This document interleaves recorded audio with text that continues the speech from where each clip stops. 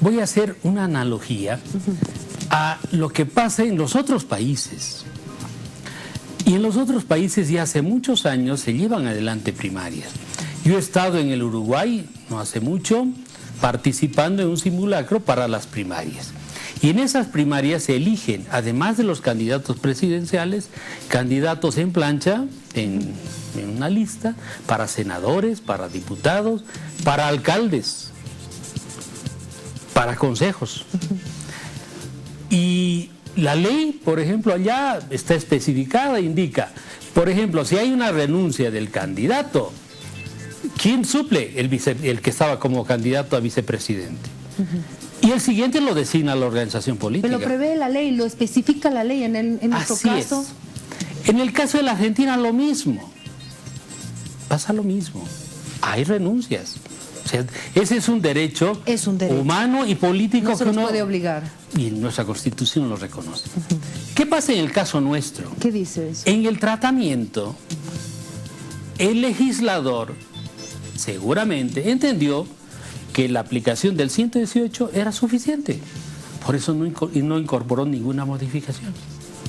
Entonces nosotros en el artículo, aplicando ese artículo, tenemos que encontrar la manera de hacerlo. No son leyes que se contraponen entonces y no existe un vacío legal. En mi concepto no. En mi concepto no, porque son especiales para cada uno de los casos. Yo creo que el problema mayor surge del contexto y del momento político en el cual nace la ley de organizaciones políticas, indudablemente. Pero eso ha ocurrido siempre, la sustitución de los candidatos. Yo recuerdo que, y tengo un directo amigo en Tarija que era candidato también, me parece que era a uninominal. Y el candidato que estaba figurando hasta en la papeleta renuncia. En un periodo en el cual se podía sustituir todavía ese candidato. Y obviamente estaba la fotografía del otro. Cuando fue a la votación no obtuvo el resultado que esperaba y cuestionó al órgano electoral. Pero ese era un problema ya del partido, ya era de las circunstancias del candidato. Nosotros ya teníamos impresos las papeletas, entonces no podemos imprimir las papeletas hasta el último día, ¿verdad? Son papeletas que se mandan a imprimir en un proceso muy grande. Por eso es que estos procesos electorales implican acciones y procesos que son combinados. Las organizaciones políticas, al momento de entrar a una primaria, sopesaron el estar en la primaria. Los candidatos, cuando ingresaron a las primarias, sopesaron estar en las primarias. Más bien que la ley no establece una multa, ¿no ve? Porque además lo grave que ha pasado con estas renuncias anticipadas es que se afectó el derecho político del partido, concretamente. Porque si no hubiéramos rechazado esta renuncia, claramente, el partido político no podía presentar ni senadores, ni diputados plurinominales, ni autoridades supranacionales. Entonces, nosotros estamos administrando el proceso electoral observando todos los mandatos y principios que tiene la Constitución y las leyes. ¿Y no se estaría afectando el derecho político de estos militantes de los diferentes partidos si se acepta el cambio de uno de estos candidatos que han sido aprobados por los militantes? Bueno, hasta ahora no hemos afectado el derecho político de la organización. No, pero no sabemos qué va a pasar cuando se pida. No, pero a ver, acabaremos la explicación. Hasta este momento nosotros no hemos afectado el derecho político de la organización. Y en nuestra resolución hemos ponderado el derecho político de la organización versus el derecho político del individuo, de la persona. Y hemos dicho, a afectar el derecho político de la organización política, circunstancialmente negamos este derecho. Por el momento, ¿saben? Entonces hemos permitido que se presenten las candidaturas. Hasta ahora no conocemos el incidente concreto. La evaluación se va a hacer, la presentación de los documentos, seguramente esta semana van a completar los colegas de el equipo técnico, y la sala plena tomará conocimiento sobre el cumplimiento de los requisitos. Y ahí también se definirá en sala plena el accionar. ¿Qué se le puede decir a quienes piensan que entonces las primarias no cumplieron su objetivo cuando se va, no se está? ¿Se podría aceptar, en este caso, que se sustituya a estas personas que han renunciado? Bueno, yo creo que hay dos cosas que hay que indicar, ¿no? Primero, las primarias establecen claramente que la potestad de elegir a los candidatos al binomio presidencial deja de ser de las directivas y pasa a ser de los militantes. Yo creo que ese es un hecho importantísimo que debería ponderarse, debería valorarse adecuadamente. El segundo tema, indudablemente, que hubiera sido deseable que exista más de un binomio, ¿no? Hubiera sido deseable, pero no ocurrió, pues. No ocurrió. Los partidos definieron presentar un solo binomio. Eso también está dentro de lo que es la libertad de cada organización política. Ahora, tal vez me estoy adelantando un poco, pero a raíz de esta experiencia, cuando todo esto termine, habría que analizar, porque no toda ley está escrita en piedra, ¿no? O sea, puede tener modificaciones, mejorar y demás. ¿Esta ley debería mejorarse con lo que hacía usted en observación de que hay varios puntos que todavía se deben hablar? Yo creo que hay que apartar el proceso electoral como tal que esté en curso y al final hacer una evaluación respecto a todos los componentes que se han dado. Por ejemplo, la militancia ha sido un factor que ha enrarecido todo lo que ha sido la primaria. Y la militancia, la elaboración de los padrones de militancia, era una responsabilidad de los partidos y ha sido como un acto reflejo atribuida al órgano. El año 2021 todos los militantes, todos, de partidos y organizaciones políticas, van a estar verificados biométricamente. Por tanto, ya no habrá la discusión de que alguien diga, no, a mí me pusieron en el partido sin mi autorización. No. Para entonces, todas las personas que decidan militar, porque además debe ser un gusto militar en un partido político, ¿no? Hay que mejorar toda esta relación de la sociedad con los partidos políticos, no va a tener observación. En los procesos internos, la vida orgánica, por ejemplo, ahora el órgano electoral, de alguna manera, en función a los artículos que nos están estableciendo una transición en la adecuación de los estatutos, se ha flexibilizado la elección de los candidatos.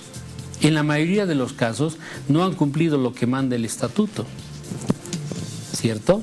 Pero para el siguiente proceso electoral eso sería muy rígido.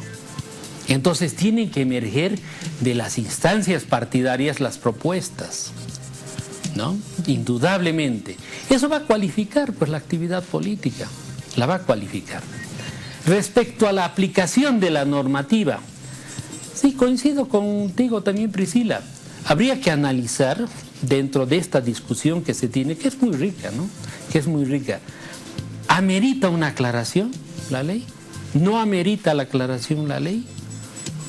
Y verlo, pero no jugando al partido, ¿no? Tiene que ser en un momento, lo deseable es que sea un tiempo calmo en el que existe inclusive un equilibrio en la discusión, que sea muy participativo.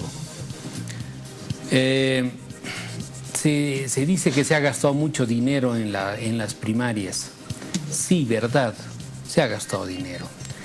Pero los procesos democráticos para fortalecerse demandan recursos del Estado. Se está haciendo ahora todo el proceso de fortalecimiento a las organizaciones políticas para el pago de la propaganda. Eso posibilita que el Estado también fiscalice mejor a los partidos.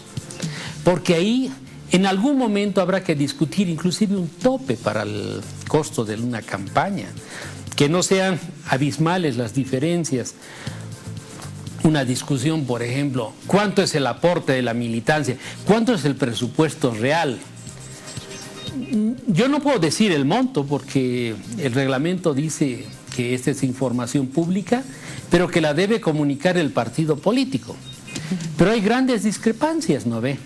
Hay personas que dicen, a mí me parece que se exige inclusive aportes de funcionarios públicos. Sí, se han dado las denuncias. Hay que ver cómo vamos a ir transparentando todo ese proceso. Todavía hay un largo camino entonces por recorrer. Sí, yo creo que nuestra democracia es tan joven todavía, que todavía tenemos estos sacudones, ¿no? Que de alguna manera afectan al Tribunal Supremo Electoral. Claro, claro, porque finalmente somos un actor fundamental. Y somos el árbitro. Y a veces de estas situaciones complejas, el árbitro es el más damnificado, pues, ¿no? A ver, fíjese lo que está pasando en nuestra federación también. Ese es otro problema, es otra Sin hacer una analogía, obviamente, pero yo creo que eso también marca esa dinámica, ¿no? Eso le quita credibilidad con la población, este tipo de debates, de criterios, de que no se tiene clara la figura de la ley. Yo discrepo. La opinión pública, en las encuestas inclusive, indica eso, esa percepción. Pero en lo que es la acción, el registro biométrico que hemos hecho, fundamental. Hasta una muestra de la participación de la gente, ¿no? Y eso, si fuéramos una instancia que tiene tan poca credibilidad, ¿hubiera acudido la gente? Hemos tenido tan pocos problemas de colas y demás cosas. Y más bien ha sido regular. Si no hubieran sido esos 2 incidentes de Riberalta, que hasta ahora no podemos sacarlos de la galera, caramba, es complicado el Ministerio Público. No avanza, ¿no? El otro día escuchaba y me sentía muy contento con las declaraciones de la autoridad del Ministerio Público, que se está trabajando en eso. ¡Qué bien! ¡Qué bien! Y hay que llegar al fondo. Hay que ver los 2 casos, el que se tiene radicado en Riberalta y el que ahora está en Cobija. Y si ha habido traslado de electores, identificar quién ha promovido para sancionarlo. No tiene sentido, no tiene sentido. Y eso genera una situación hasta de conflictividad en la región. A ver, no sé, pues yo me imagino que personas que habitualmente no viven en la región, porque ya cuando la población es menor, todos nos conocemos. Claro. En Tarija hay una frase bien bonita que dice, ¿cuyo hijito es? Sí. Para que veamos lo cercano que a veces estamos. Entonces, si eso se aclara, va a ser un gran paso. Va a ser un gran paso. Entonces, estamos en esa dinámica. Yo creo que agosto es un mes importante. Estaremos concluyendo ya la conformación del padrón en la parte preparatoria para publicar los inhabilitados. Estaremos también completando varias de las tareas. Queremos convocar a los medios, a las organizaciones políticas, para que nos vayan acompañando. Porque el momento electoral se va a dar en octubre, pero el preparatorio es este. Y ahí es donde nosotros tenemos que ir generando esos links de confianza, ¿verdad? Esos links de confianza. Que salgan de lo mediático y se vayan acercando a lo que es la realidad. Nadie puede negar que, como en toda institución, tenemos una dinámica bien intensa, con mucho diálogo interno. Es parte de esta situación, pero también hay muchas ganas de hacer las cosas, ¿no? Bueno, es una elección muy particular, está polarizada y vamos a hacer el seguimiento a las diferentes voces, a las diferentes reacciones que se dan en torno a este tema, pero es importante escuchar la palabra oficial del Tribunal Supremo Electoral. Estos temas todavía van a ser analizados, no se ha tomado una decisión determinada en torno a por lo menos 2 casos que están en la mesa, el PDC y Bolivia dice no, así que vamos a ver qué sucede con ambos. Vocal, yo le agradezco muchísimo, yo sé que tiene una agenda súper apretada, pero se da tiempo para venir a los medios, que es vital ese contacto. Gracias, Priscila, yo valorar mucho la oportunidad que nos das para poder comentar esta situación. Además, la amplitud con la que se tratan estos temas, sé que es difícil, ¿eh? Es difícil, es un momento coyuntural, pero a mí me agrada estar acá, me agrada estar siempre en contacto con ustedes, con la ciudadanía, sobre